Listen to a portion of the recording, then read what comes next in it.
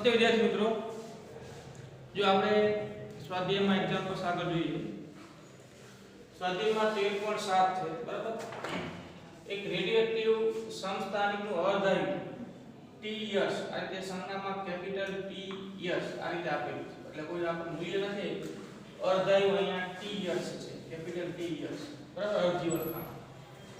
તો એમાં પહેલો પ્રશ્ન છે કે એની એક્ટિવિટી મૂળ એક્ટિવિટીના 3.125% થાય એના માટે કેટલો સમય લાગશે? બરાબર, આપણે જાણીએ છીએ, જો ચરઘાતાંકીય નિયમ આપણે ભણી ગયા કે આપેલ રેડિયોએક્ટિવ નમૂના માટે જેમ જેમ સમય પસાર થાય તેમ તેમ એના અવિભાજિત ન્યુક્લિયસોની સંખ્યા પણ ચરઘાતાંકીય રીતે ઘટે છે, એની એક્ટિવિટી પણ ચરઘાતાંકીય રીતે ઘટે છે અને એનું દળ પણ ચરઘાતાંકીય રીતે ઘટે છે. બરાબર, આ ચરઘાતાંકીય નિયમ છે અને એના સૂત્રો પણ આપણે મેળવી ગયા છીએ.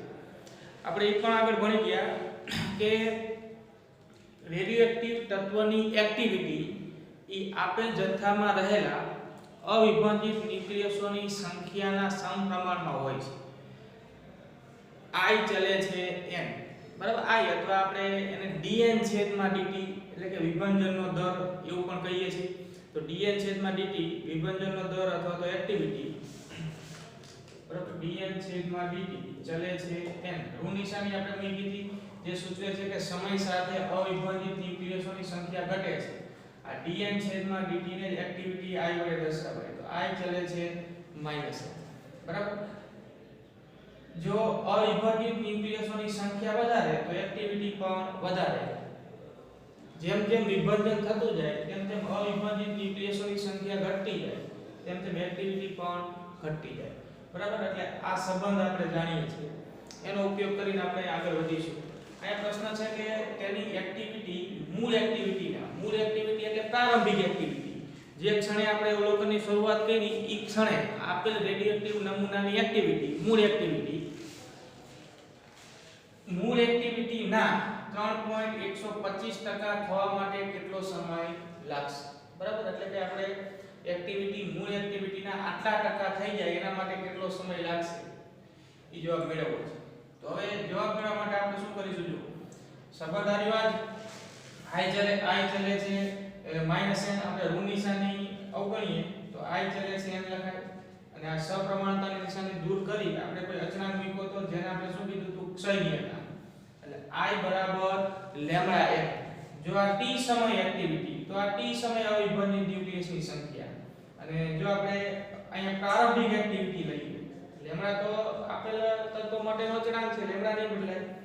જો આ પ્રારંભિક એક્ટિવિટી તો આ પણ t બરાબર 0 સમય એટલે કે પ્રારંભિક ક્ષણે અવિભાજિત ન્યુક્લિયસની સંખ્યા. એટલે t બરાબર 0 સમયે આ સંબંધ આમ લખાય I0 બરાબર લેમ્ડા n0. આ t બરાબર 0 સમયે કે પ્રારંભિક એક્ટિવિટી કહેવાય, આ t બરાબર 0 સમયે અવિભાજિત ન્યુક્લિયસની સંખ્યા કહેવાય. બરાબર, અમુક સમયગાળા બાદ t સમય એક્ટિવિટી I બરાબર લેમ્ડા n. અહીંયા n એટલે t સમય અવિભાજિત ન્યુક્લિયસની સંખ્યા. એટલે આ સૂત્ર આ છે, t બરાબર 0 સમય આમ લખાય, t સમય આમ લખાય. એટલે આપણે લખીએ જો કે t બરાબર 0 સમય એક્ટિવિટી I0 બરાબર લેમ્ડા n0, જ્યાં n0 એટલે પ્રારંભિક, t બરાબર 0 સમય અવિભાજિત ન્યુક્લિયસની સંખ્યા અને t સમય એક્ટિવિટી I બરાબર લેમ્ડા n. બરાબર, ઋણ નિશાની તો આપણે અહીંયા ગણી લીધી. ઋણ નિશાનીનો અર્થ ખાલી એટલો થાય છે કે જેમ સમય પસાર થાય એમ અવિભાજિત ન્યુક્લિયસની સંખ્યા ઘટે છે. બરાબર, તો આ ગુણોત્તર લઈ લઈએ આપણે કે I છેદમાં I0 બરાબર n છેદમાં n0. હવે આપણે આગળ આ પણ ભણી ગયા કે આ n છેદમાં n0 એટલે કે t સમય અવિભાજિત ન્યુક્લિયસની સંખ્યા અને t બરાબર 0 સમય અવિભાજિત ન્યુક્લિયસની સંખ્યાનો ગુણોત્તર. આને આપેલ જે રેડિયોએક્ટિવ તત્વનો જથ્થો છે એનો અવિભાજિત ભાગ કહેવાય. n છેદમાં n0 ને શું કહેવાય? અવિભાજિત ભાગ. બરાબર,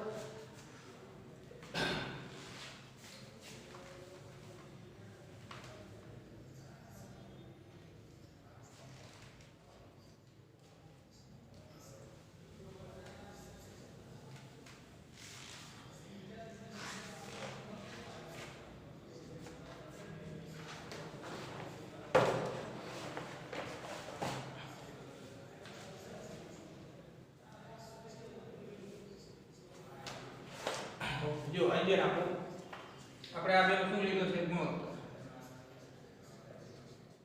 ગુણોત્તર લેતા બરાબર આ રીતે આપણે ગુણોત્તર આ મુજબ મળશે હવે I છેદમાં I0 બરાબર n છેદમાં n0 આવું મળ્યું હવે આપણે કીધું છે કે તેની એક્ટિવિટી મૂળ એક્ટિવિટીના 3.125% થવા માટે કેટલો સમય લાગશે તો I છેદમાં I0 એટલે કે બરાબર I છેદમાં I0 ગુણ્યા 100 કરી નાખો I છેદમાં I0 ગુણ્યા 100 તો એ આ 3.125 થશે એટલે આપણે લખી શકીએ જો કે n છેદમાં n0 બરાબર 3.125 ટકામાં છે એટલે એને આપણે 100 વડે ભાગી નાખીએ n છેદમાં n0 બરાબર 3.125 છેદમાં 100 બરાબર આને આપણે આમ લખી શકીએ 1 છેદમાં 32 તમે ચેક કરી શકો કે 3.125 ભાગ્યા 100 કરો ને 1 ભાગ્યા 32 કરો આ વાત સરખી થશે બરાબર આનું સ્વરૂપ બેઠું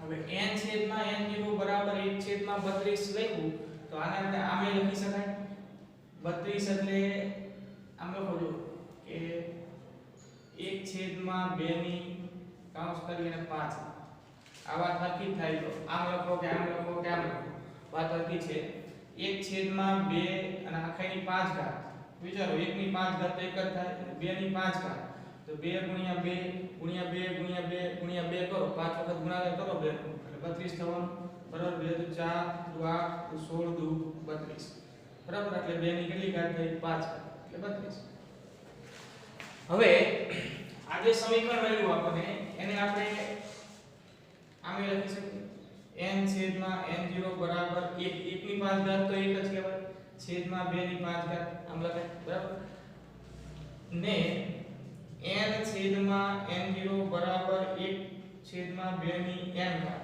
સાથે સરખાવો અથવા આપણે આવું ન લખવું તો આપણે લખવું આમ કરે બરાબર કાઉન્સ રાખીને ઉપર 5 ઘાત રાખો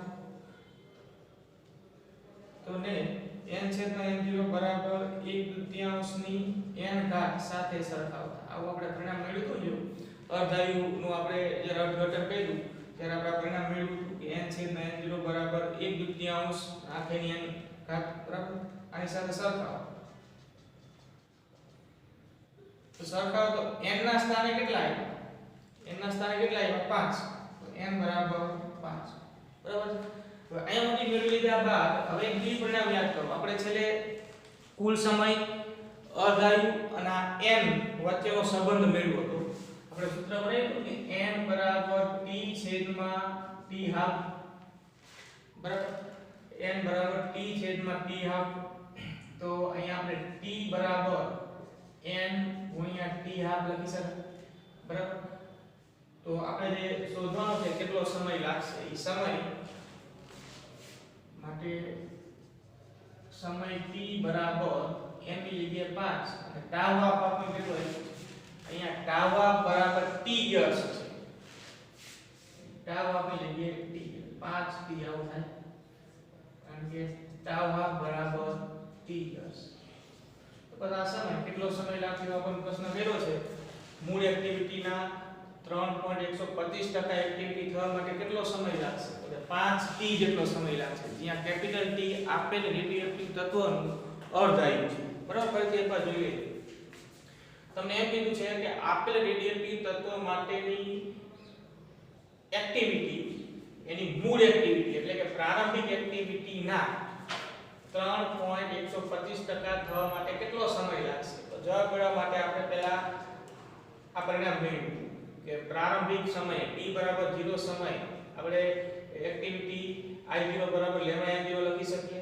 t સમય એક્ટિવિટી I બરાબર λn લખી શકીએ જ્યાં I0 પ્રારંભિક એક્ટિવિટી IT સમય એક્ટિવિટી લેમ્ડા તો આપેલ રેડિયોએક્ટિવ તત્વનો ક્ષયનિયતાંક છે તો અચળ પદ છે n0 એટલે t બરાબર 0 સમયે અવિભાજિત ન્યુક્લિયસની સંખ્યા આપેલ નમૂનાની અને n એટલે t સમયે અવિભાજિત ન્યુક્લિયસની સંખ્યા આ ગુણોત્તર લઈ લીધો I છેદમાં I0 કઈ y છેદમાં I0 તો n છેદમાં n0 થશે હવે n છેદમાં n0 બરાબર I છેદમાં I0 આવું મળ્યું બરાબર તો આ I છેદમાં I0 જે આ ગુણોત્તર t સમય એક્ટિવિટી છેદમાં t બરાબર 0 સમય એક્ટિવિટી, તો આપણે કીધું છે કે મૂળ એક્ટિવિટીના આટલા ટકા થવા માટે કેટલો સમય લાગશે.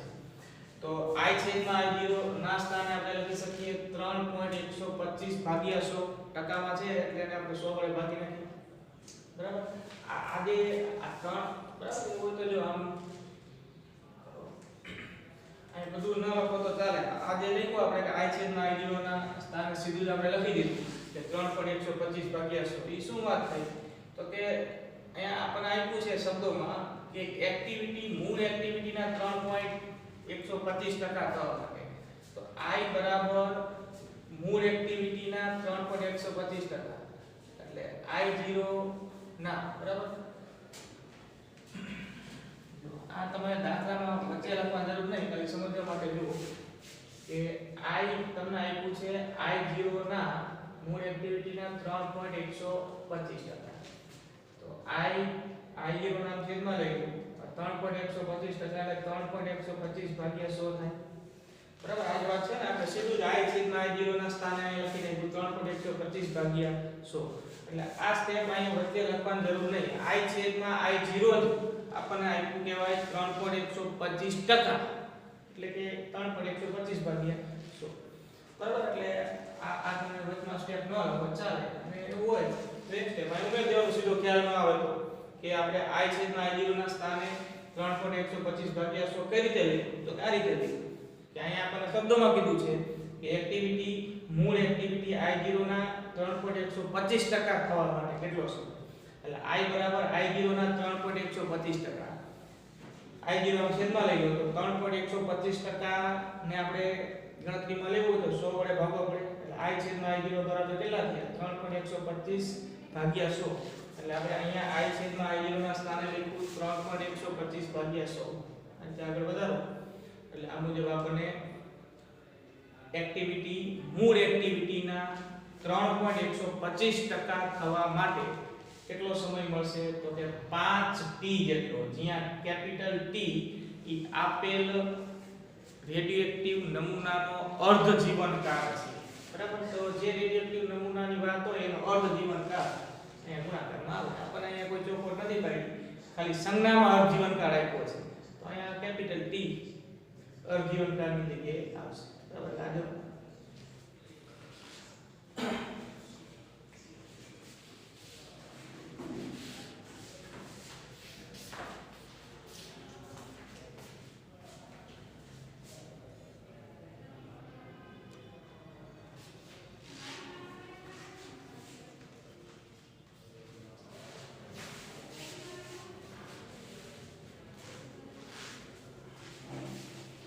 તો હવે આ જે એક્ઝામ્પલમાં આપણને B માં પૂછ્યું છે 13.7 માં કે એક્ટિવિટી તેની એક્ટિવિટી મૂળ એક્ટિવિટીના 1% થવા માટે કેટલો સમય લાગશે. 1% થવા માટે કેટલો સમય લાગશે. તો તમે આ રીતે ગણી શકો ખરા, પણ એના માટે અહીંયા એવા આંકડા હોય કે જેથી આ જે પદ આવે એને તમે આ સૂત્ર સાથે સરખાઈ શકો. એનું મૂલ્ય આપણને આ રીતે મળી જાય પૂર્ણાંક. બરાબર. તો આમ એનું સૂત્ર વાપરી અને આ રીતે p શોધી શકો. પણ અહીંયા આપણને જે ટકા આપ્યા છે ઈ પ્રમાણે જો આ મુજબ સેટ ન થતું તો આપણી પાસે ચલ ઘાતાંકીય નિયમ તો છે, એ રીતે ગણી શકાય. તો જો હવે વાત આ જ, પણ આપણે હવે અહીંયા ગણવા માટે આ પદ્ધતિ નહીં વાપરવી. આ પદ્ધતિમાં તો અહીંયા આવું સેટ થઈ ગયું કે 3.125 ભાગ્યા 100 1/32 મળ્યું. અને 1/32 ને આપણે 1/2 ની આવી પૂર્ણાંક ઘાતના સ્વરૂપમાં લખી શકીએ છીએ અને સરખાવી n મેળવી શકીએ છીએ અને સરળતાથી આપણે કુલ સમય આ રીતે શોધી શકીએ છીએ. બરાબર. પણ અહીંયા હવે પ્રશ્ન એ છે કે તેની એક્ટિવિટી મૂળ એક્ટિવિટીના 1% થવા માટે કેટલો સમય લાગશે. 3.125% તો એની 1% છે. તો એ 1% હોય તો આપણને 1/2 ની પૂર્ણાંક ઘાતના સ્વરૂપમાં સેટ ન થાય તો આપણે ચલ ઘાતાંકીય નિયમ વાપરી અને ગણતરી કરી શકીએ. જો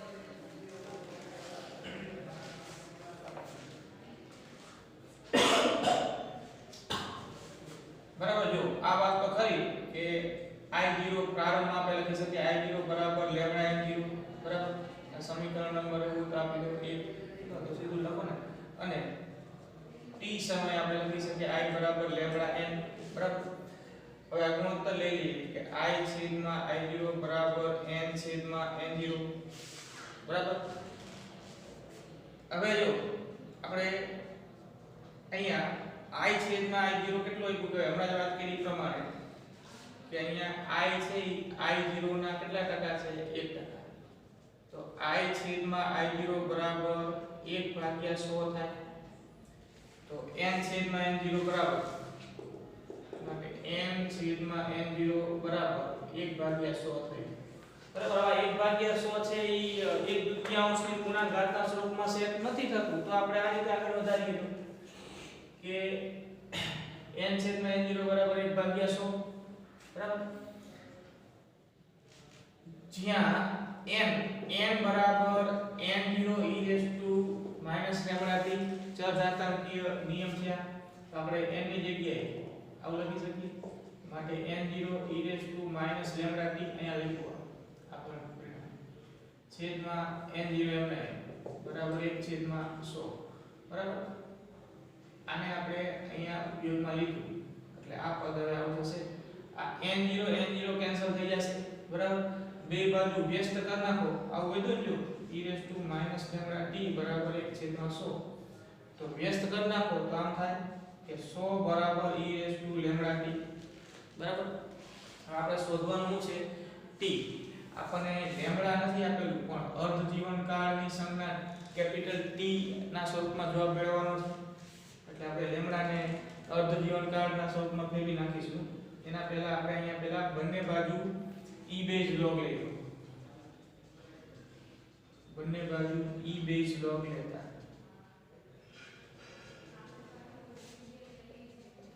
બરાબર એટલે ln સો e બેઝ log માટે તમે ln ની સંજ્ઞા વાપરી શકો ઘણી વખત આમ લખાતું હોય log ને પછી અહીં e લખી આમાં લખાય અથવા તો આપણે આને ln વડે દર્શાવીએ તો આ e બેઝ log ની સંજ્ઞા છે આપણે ln લખવાનું તો અહીંયા જો ઘાત હોય ને આગળ આવે lambda t ln e e નો e બેઝ log 1 થાય તો e નો e base log ln e નો જવાબ 1 થઈ જાય એટલે શું હોય તો કે ln 100 બરાબર લેમ્ડા t બરાબર હવે e બેઝ log ને tan બેઝ log માં કન્વર્ટ કરવા માટેનો સંબંધ આપણને ખબર છે એ આપણે આગળ જોઈ ગયા e બેઝ log અને tan બેઝ log વચ્ચેનો સંબંધનું સૂત્ર આપણે વાંચ્યું નાખવું શું હતું તો કે આ સૂત્ર લખી દો કે ધારો કે ln x છે તો આને e બેઝ log x છે તો એને tan બેઝ log x માં કન્વર્ટ કરવું તો આ સંબંધ છે કે 2.303 log x આ log લખ્યું એ tan બેઝ log છે અને ln લખ્યું એ e બેઝ log છે તો e બેઝ log ને tan બેઝ log માં કન્વર્ટ કરવા માટે કેટલા વડે ગુણવાના તો કે 2.303 તો આ સંબંધ છે આ સૂત્ર છે બરાબર તો અહીંયા આ e બેઝ log 100 છે એને આપણે tan બેઝ માં કન્વર્ટ કરવું આમ લખાય 2.303 tan બેઝ log 100 બરાબર લેમ્ડા t લેમ્ડા ના સ્થાને આપણે લખી શકીએ 0.693 છેદમાં ટાઉ હાફ લેમ્ડા ના સ્થાને બરાબર લેમ્ડા નું સૂત્ર આપણે ટાઉ આપના સ્વરૂપમાં બનાવીએ ને લેમ્ડા બરાબર 0.693 છેદમાં ટાઉ હાફ કે ટી હાફ અહીંયા અર્ધ જીવનકાળ ટાઉ હાફ કેટલો લેવાનો છે તો કેપિટલ T તો આપણે ટાઉ હાફ ને સ્થાને કેપિટલ T લઈશું આ સ્મોલ t આપણે શોધવાનો છે જે એમના બરાબર હવે 100 નો log જોવાનો થાય બરાબર એટલે 100 નો log જોઈ લો એટલે 2 મળશે 100 નો log જોઈશું એટલે મૂલ્ય મળશે 2.00 બરાબર 0.693 છેદમાં t ગુણ્યા સ્મોલ તો આપણે સમય શોધવો છે ને તો સ્મોલ t ને કરતા બનાવો આ કેપિટલ T ના ગુણાકારમાં નામ છેદમાં માટે t બરાબર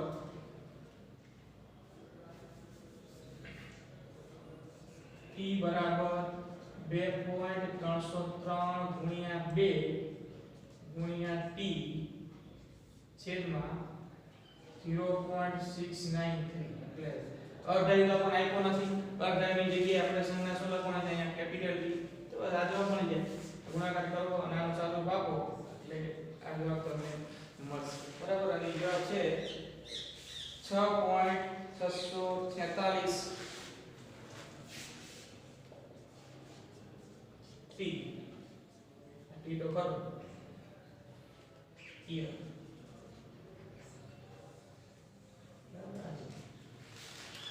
તો આ રીતે આપણે જવાબ મેળવી શકીએ. બરાબર. 1% આપ્યું છે કે કોઈ પણ ટકા આપ્યા હોય તો આ મુજબ તમે આગળ વધો એટલે પહેલા આપણને બરાબર ચળઘાતાંકીય નિયમ પરથી આ મુજબનું સૂત્ર મળશે અને છેલ્લે આપણને લેમ્બડા આપ્યો ડાયરેક્ટ લેમ્બડા મૂકી દેવાનું. લેમ્બડા ન આપ્યું હોય તો આપણને અર્ધજીવનકાળ આપ્યો હોય તો લેમ્બડાને અર્ધજીવનકાળના સ્વરૂપમાં કન્વર્ટ કરી દેવાનું. લેમ્બડા બરાબર 0.693 છેદમાં ટાઉ આવશે. બરાબર. તો આના પરથી આપણને સ્મોલ ટી કુલ સમય મળી જાય.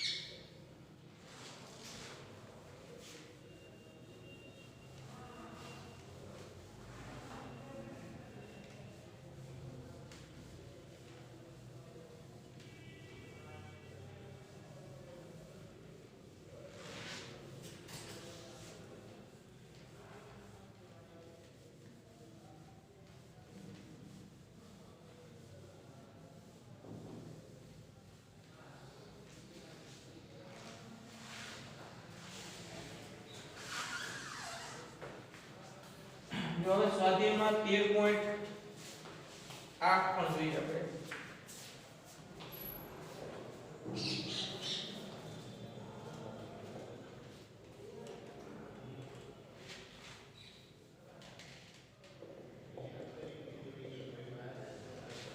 બરાબર. રકમ જુઓ. અહીંયા તમને રકમમાં આખું વર્ણન મોટું આપેલું છે પણ ગણતરી સિમ્પલ જ છે. રકમ જુઓ. કાર્બન ધરાવતા સજીવ દ્રવ્યની સામાન્ય એક્ટિવિટી કાર્બનના દર ગ્રામ દીઠ દર મિનિટે 15 વિભાજન જણાય છે. એટલે 15 વિભાજન પર મિનિટ આવી એક્ટિવિટી થઈ તો આ આપણે પ્રારંભિક એક્ટિવિટી ગણી. બરાબર. આપણે આ જે આપ્યું છે એને આપણે આ રીતે લખતા જઈએ. પ્રારંભિક એક્ટિવિટી. પ્રારંભિક એક્ટિવિટી. પ્રારંભિક એક્ટિવિટી એટલે કોની એક્ટિવિટી? તો કે કાર્બન ધરાવતા સજીવ દ્રવ્યની એક્ટિવિટી. કાર્બન ધરાવતા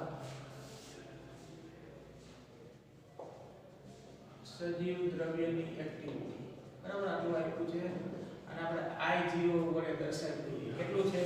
તો કે 15 દર મિનિટે દર ગ્રામ દીઠ દર મિનિટે 15 વિભાજન થાય છે. એટલે કે I0 બરાબર 15 વિભાજન પર મિનિટ કહેવાય. વિભાજન પર મિનિટ. આટલું આપ્યું છે. આગળ જુઓ. આ એક્ટિવિટી સ્થાયી કાર્બન સમસ્થાનિક C612 ની સાથે થોડા પ્રમાણમાં હાજર રહેલા રેડિયોએક્ટિવ C614 ને લીધે છે. બરાબર. આ પ્રોપર્ટી પાડેલી છે તમને કે કાર્બન દ્રવ્ય હોય એમાં C612 આ જે પરમાણુ છે કે જેનો પરમાણુ ગણાંક 12 છે અને પરમાણુ ક્રમાંક 6. બરાબર. આ સ્થાયી હોય એટલે કે આનું કોઈ વિભાજન ન થાય. સ્થાયી તત્વ પણ આખા જથ્થામાં આ સિવાયના C614 કાર્બનના પરમાણુ પણ જોવા મળે છે જે અસ્થાયી હોય છે અને આ અસ્થાયી હોવાથી રેડિયોએક્ટિવિટી દર્શાવે છે અને એનું વિભાજન થાય છે. એટલે આપણને અહીંયા એ ચોખવટ પાડી દીધી છે C614 છે એનું અહીંયા વિભાજન થાય છે. જ્યારે સજીવ મૃત્યુ પામે છે ત્યારે તેની વાતાવરણ જે ઉપયુક્ત સંતુલન એક્ટિવિટી જાળવી રાખે છે સાથેની આંતરક્રિયા બંધ થાય છે. બરાબર સજીવ મૃત્યુ પામે એટલે વાતાવરણ સાથેની આંતરક્રિયા બંધ થાય છે અને એક્ટિવિટી ઘટવાની શરૂ થાય છે. C614 ના જાણીતા અર્ધાયુ C614 નું અર્ધાયુ પણ આપેલું છે. અહીંયા જે રેડિયેટિવ તત્વ છે કાર્બન છે ને એમાંય કાર્બન C6 ફેર તો સ્થાયી છે એટલે આ પરમાણુ રેડિયેટિવ નથી. આ જે અસ્થાયી છે C614 ઈ જ રેડિયેટિવ છે. એટલે C614 નો અર્ધાયુ આપેલો છે.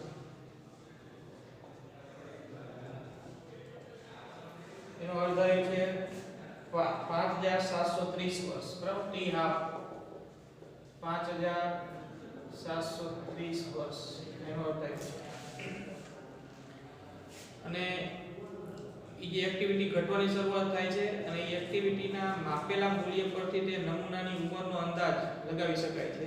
પુરાતત્વ વિદ્યામાં વપરાતા C614 ડેટિંગનો આ સિદ્ધાંત છે. એટલે બરાબર આ રીતે એક્ટિવિટીના ઘટાડા પરથી નમૂનો કેટલો જૂનો છે એ જાણી શકાય છે ને. એક C614 ડેટિંગનો આ સિદ્ધાંત પુરાતત્વ વિભાગમાં વપરાય છે. આપણે તો અહીંયા શું ગણવાનું છે?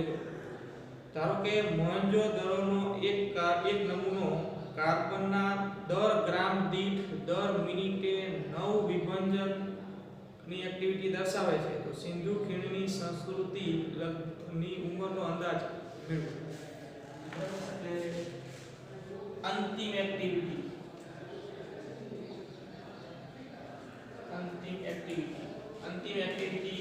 એટલે કે મોહેન્જો-દરોમાંથી જે કાર્બનનો નમૂનો મળ્યો છે એની એક્ટિવિટી.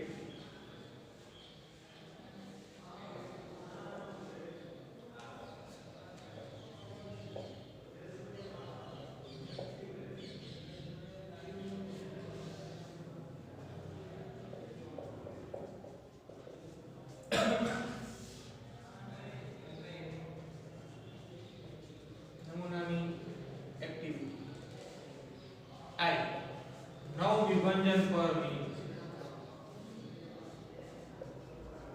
9 વિભંજન પર મિનિટ. તો આપણને સિંધુ ખીણની સંસ્કૃતિની લગભગ ઉંમરનો અંદાજ મેળવવો. એટલે આપણે અહીંયા શું મેળવવાનું છે? કુલ સમય મેળવવાનો. બરાબર સિંધુ ખીણની સંસ્કૃતિની ઉંમર એટલે આપણે સમય શોધવો. કુલ સમય T. તો હવે જવાબ મેળવવા માટે જો આપણી પાસે પ્રારંભિક એક્ટિવિટી છે, અંતિમ એક્ટિવિટી છે અને આપેલ કાર્બન નમૂનાનો અર્ધાયુ પણ છે.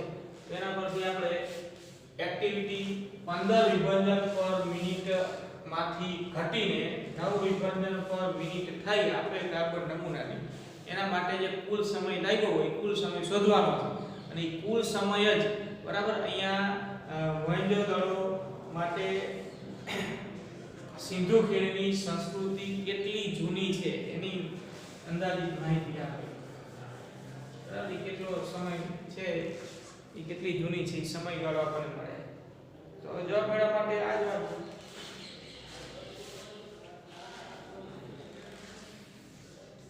કે પ્રારંભિક એક્ટિવિટી I0 બરાબર લેમ્ડા n0 અને અંતિમ એક્ટિવિટી I બરાબર લેમ્ડા n.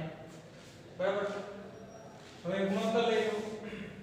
I છેદમાં I0 બરાબર n છેદમાં n0 લેમ્ડા લેમ્ડા કેન્સલ થઈ જશે. બરાબર હવે આપણી પાસે ટાવ માપ છે એના પરથી આપણે સમય શોધવો છે. તો n છેદમાં n0 બરાબર I ના સ્થાને લખો 9 I0 15 9 ભાગ્યા 15 બરાબર આ છેદ ઉડાડી દો તો 3 છેદમાં 5. હવે n છેદમાં n0 બરાબર 3 છેદમાં 5. હવે n બરાબર nu e raised to minus lambda t આ પરિણામ અહીંયા મૂકી દો. એટલે n ના સ્થાને n0 e raised to minus lambda t છેદમાં n0 બરાબર 3 છેદમાં 5. આ n0 કેન્સલ. બરાબર વ્યસ્ત કરી નાખો બે બાજુ તો 5 છેદમાં 3 બરાબર e raised to lambda t થાય. બરાબર હવે બે બાજુ e બેઝ log લેજો. બંને બાજુ e બેઝ log લેતા બે બાજુ e બેઝ log લેશો એટલે આ e બેઝ log 5/3 બરાબર લેમ્ડા t આમ આગળ આવે e બેઝ log e નો e બેઝ log 1 બરાબર એટલે એ તો 1 થઈ ગયું અને આપણે હમણાં જ વાત કરી પ્રમાણે e બેઝ log ને 10 બેઝ log માં કન્વર્ટ કરી નાખો એટલે આ જે ln 5/3 છે અહીંયા આપણે લખીશું 2.303 log 5/3 બરાબર લેમ્ડા t બરાબર તો બસ હવે આ 5/3 એટલે 5/3 કરો એનો log જોઈ લો લેમ્ડા ના સ્થાને આપણે લખીશું 0.693 છેદમાં ટાઉ બરાબર એટલે હવે ગણતરીમાં તમે આનો log જોઈ આનું મૂલ્ય મેળવી લો લેમ્ડા ના સ્થાને 0.693 છેદમાં ટાઉ મૂકી દો ટાઉ આપણને આપેલું છે બરાબર એટલે t મળી જશે જો log 5/3 નો જવાબ તમે મેળવશો એટલે એ થશે 0.2218 2.303 0.2218 log 5/3 આટલો હશે આ લેમ્ડા છેદમાં થઈ બરાબર t બરાબર હવે t ના આજે લેમ્ડા ના સ્થાને આપણે લખીશું 0.693 છેદમાં ટાઉ એટલે 2.303 0.2218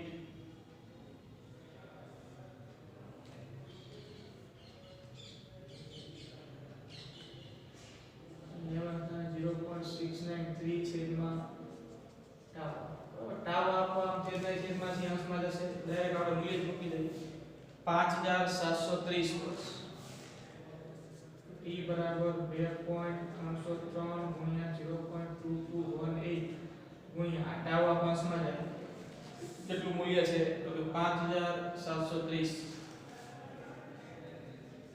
છેદમાં 0.693 બરાબર તો આ વર્ષમાં એ મળે એટલા વર્ષ જૂની બરાબર સિંધુ ખીણની સંસ્કૃતિ કે મોહેંજો-દડોની સંસ્કૃતિ કહેવાય ટી મળી જશે ટી નું મૂલ્ય મળશે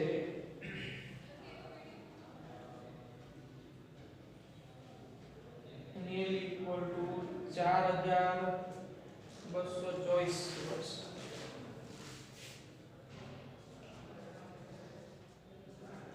વર્ષ કહીએ બરાબર તો આપણે જે સમયગાળો શોધ્યો એ કાર્બન C614 નમૂનાની એક્ટિવિટી 15 માંથી 9 વિભાજન પર મિનિટ થતા લાગતો સમય શોધ્યો બરાબર તો આટલા સમય જૂની બરાબર આ સિંધુ ખીણની સંસ્કૃતિ ગણાય કેમ કે પ્રારંભિક એક્ટિવિટી છે એ કાર્બન ધરાવતા સજીવ દ્રવ્યની એક્ટિવિટી લીધી હતી અને અંતિમ એક્ટિવિટી મોહેંજો-દડોના કાર્બન નમૂનાની એક્ટિવિટી આવેલી એક્ટિવિટી 15 માંથી 9 વિભાજન પર મિનિટ થાય એના માટે લાગતો કુલ સમય આટલો જે સિંધુ ખીણની સંસ્કૃતિ આટલી જૂની છે એવું આપણે કહી શકીએ બરાબર આ એક પદ્ધતિ છે કે કોઈ જૂની સંસ્કૃતિ કેટલા વર્ષ પહેલા અસ્તિત્વ ધરાવતી હતી એનો અંદાજ આપણે મેળવી શકીએ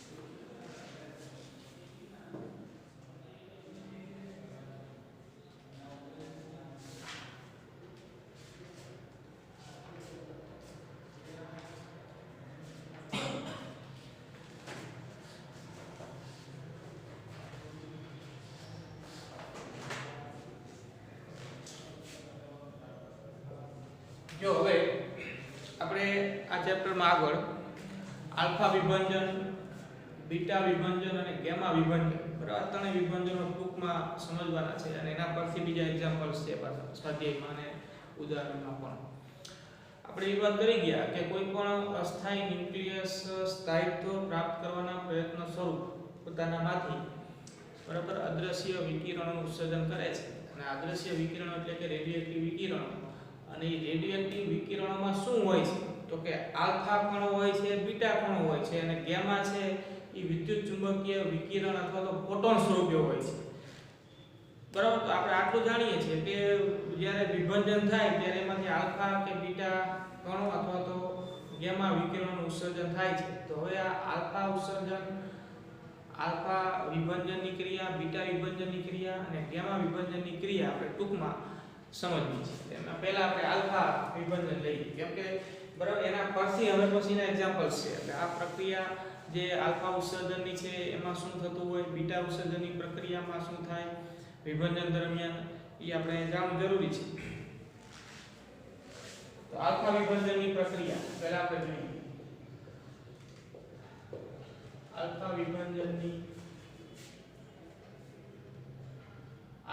વિભાજન બોલો કે આલ્ફા ઉત્સર્જન બોલો.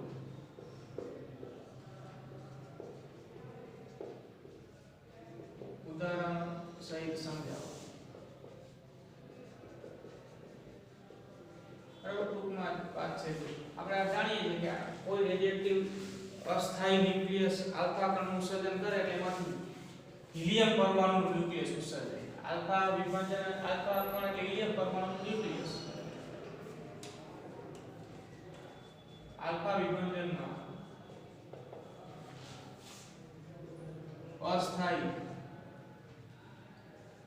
અસ્થાયી રેડિયોએક્ટિવ ન્યુક્લિયસમાંથી હિલિયમ પરમાણુનું ન્યુક્લિયસ ઉત્સર્જાય છે.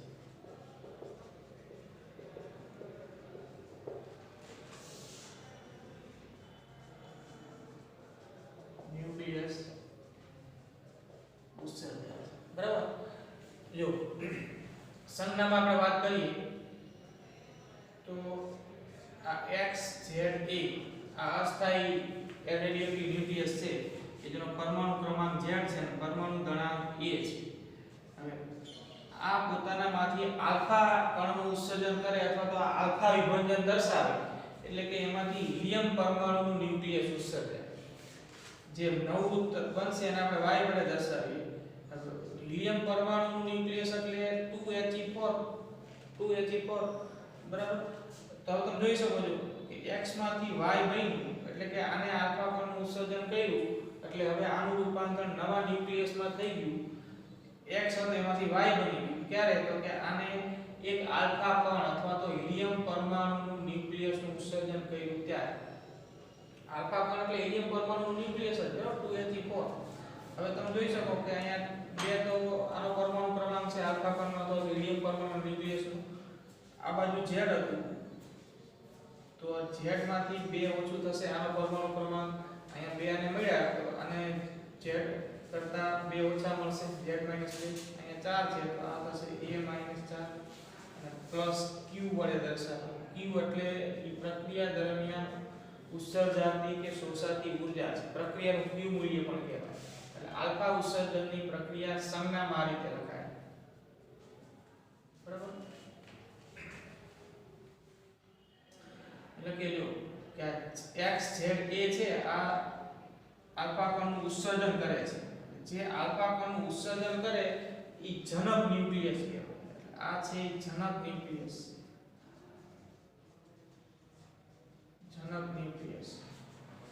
જે નવું બને, બરાબર, આ રીવા એ જનિત ન્યુક્લિયસ કહેવાય. જનિત ન્યુક્લિયસ, બરાબર. આ અહીંયા શું છે તો કે આલ્ફા કણ છે અને આ પ્રક્રિયા દરમિયાન ઉત્સર્જાતી ઊર્જા છે. શબ્દમાં અહીંયા નીચે લખેલું કે જે ન્યુક્લિયસ આલ્ફા કણનું ઉત્સર્જન કરે છે, જે ન્યુક્લિયસ આલ્ફા કણનું ઉત્સર્જન કરે છે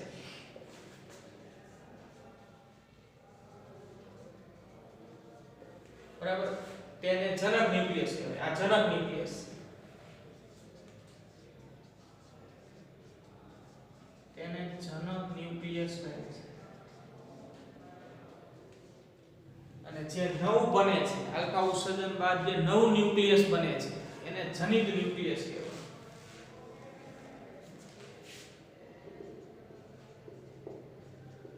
નવા બનતા ન્યુક્લિયસ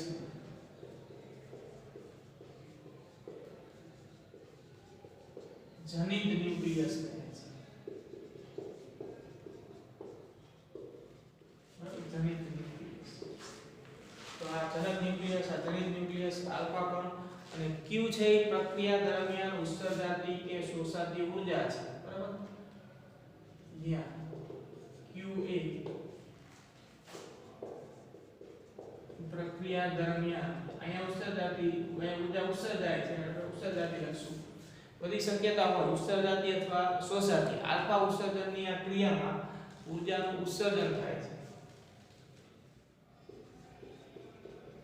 ઉત્સર્જાતી ઊર્જા છે જે નિપજોની ગતિ ઊર્જા સ્વરૂપે હોય છે. આ નિપજ એટલે જનિત ન્યુક્લિયસ અને આલ્ફા. આ ન્યુક્લિયસ સ્થિર હોય એ આલ્ફા કણનું ઉત્સર્જન કરે એટલે જે પ્રક્રિયા દરમિયાન ઊર્જા મુક્ત થાય કે પ્રક્રિયા દરમિયાન જે ઊર્જા ઉત્સર્જાય એ ઉત્સર્જાતી ઊર્જા આ નિપજોની ગતિ ઊર્જા સ્વરૂપે હોય છે. જે નિપજોની ગતિ ઊર્જા સ્વરૂપે હોય છે. બરાબર, આ હકીકત ખાસ ધ્યાનમાં રાખજો. અહીં કહી શકાય કે જનિત ન્યુક્લિયસનો પરમાણુ ક્રમાંક જનક ન્યુક્લિયસ કરતા 2 ઓછો અને એનો પરમાણુ ગણાંક જનક ન્યુક્લિયસ કરતા 4 જેટલો ઓછો.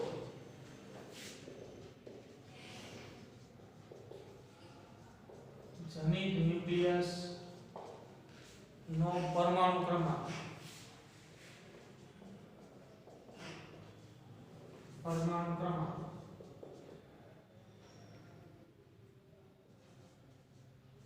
જનક ન્યુક્લિયસ કરતા 2 જેટલો ઓછો.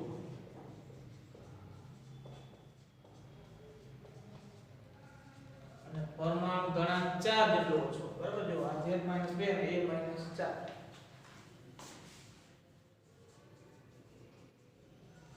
પરમાણુ ગણાંક 4 જેટલો ઓછો. બરાબર,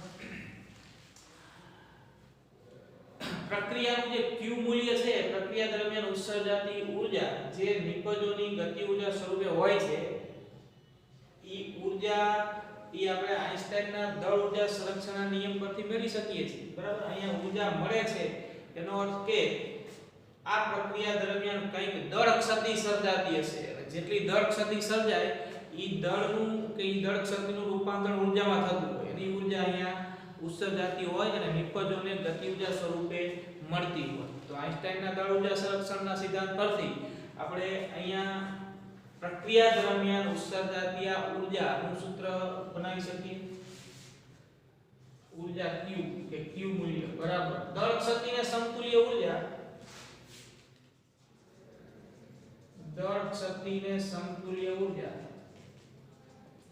દળ ક્ષતિ એટલે જો આ x માંથી y બન્યું અને આલ્ફા કણ ઉત્સર્જાણું તો આ નિપજોનું કુલ દળ જે થાય ઈ આ જનક ન્યુક્લિયસના દળ કરતા ઓછું હોય. એટલે જેટલું દળ ઘટ્યું એનું રૂપાંતર ઊર્જામાં થયું.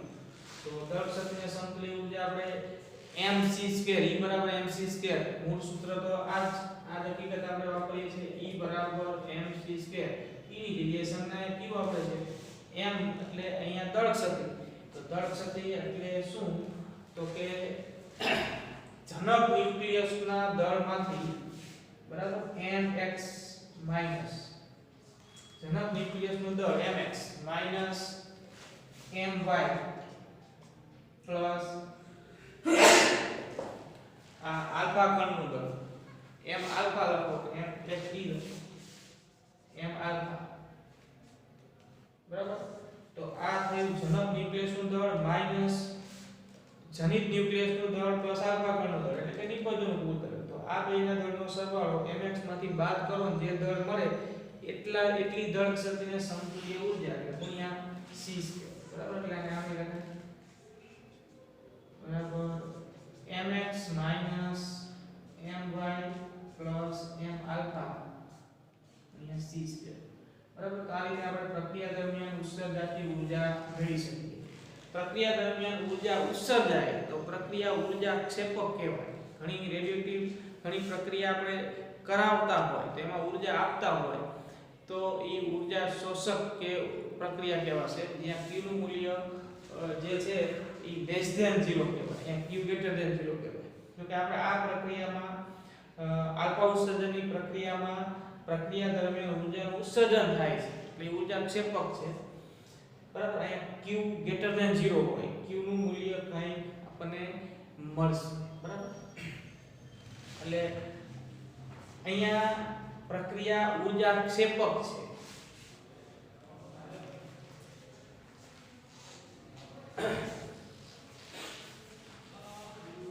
તો હવે આપણે આમાં એક છેલ્લે ઉદાહરણ આપવાનું છે. બરાબર એ આપી દઈએ.